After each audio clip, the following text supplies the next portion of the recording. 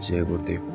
बाबा जय गुरुदेव जी महाराज की आदेशानुसार से एक संदेश यही हम देना चाहेंगे कि इनका संदेश यही है कि बच्चा जो भी अभी 13 साल से लेकर के 18-20 साल तक के बच्चे हैं, इनका बिल्कुल संस्कार गलत हो रहा है। ये गलत संगति पकड़ते हैं और पकड़ करके अपनी बर्बादी की ओर चले जाते हैं। एक बच्चा कोई इसमें एक सरदार बनता है और सरदार बन करके 10-20 5 बच्चों को अपने रास्ते में लाता है और उसको फिर शराब पीने के लिए, मांस खाने के लिए और जुआ खेलने के लिए, तमाम गंदे गंदे कार्य करने के लिए उसको रास्ते की ओर ले जाता है। अगर उसमें से एक बच्चा के साथ जो सरदार होता है, जो उसके साथ में 10 बच्चे होते हैं, उस बच्चे में अगर कोई उसके साथ बैठकर शराब ना पिए तो उसको ऐसी ऐसी बातें कही जाती है कि वो बच्चा समझता है कि नहीं, चलो बोल रहा है या कह रहा है तो हम खा लेते हैं, पी लेते हैं।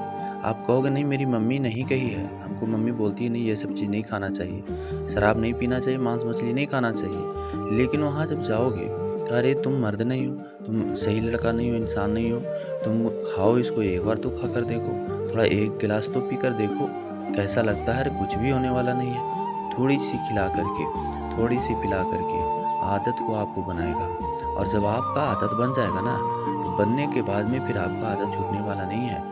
वो दोस्त किनारा हो जाएगा और उनके साथ रह कर के आपकी ज़िंदगी बर्बाद हो जाएगी। ज़िंदगी बर्बाद होने का मूल जड़ आपने 13 बरस से लेकर के 17, 18 से 20 तक आप चुन लेते हो, अपने आप चुन लेते हो, क्योंकि आपका संगति अच्छा नहीं मिला।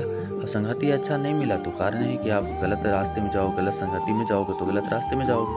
तो इसीलिए बाबा जी कहते हैं कि बच्चा यही सुधरने का समय होता है। और मैं सभी प्रेमियों से भी ये विनती करता हूँ, जो भी इस वीडियो को सुनेंगे, तो मैं सभी से यही विनती करता हूँ कि आप कम से कम अपने दिल और दिमाग में ये तो उतारो कि हमारे बच्चे कहाँ जा रहे हैं, बच्चे का संगति कैसा है, क्या हमने इसलिए इनको पैदा किया था यही संगति बनाने के लिए? कम से कम ये तो सोचो। आप सोचो और इसको संभालने का प्रयास करो। लेकिन आप बच्चे को पैदा करते हो, पैदा करने के बाद में बस 2, 4, 5 साल बच्चे का देख रेख करते हो, उसके बाद में बच्चा कहाँ जा रहा है, क्या कर रहा है, क्या खा रहा है, क्या पी रहा है और कैसे संगति कर रहा है, इसका कोई प्रभाव नहीं है आपके ऊपर। कभी सोचते नहीं हो, आपका तो मेरा बच्चा मानता नहीं है, तो बच्चा मानेगा कहाँ से? क्योंकि आपने अपना संस्कार सही नहीं किया।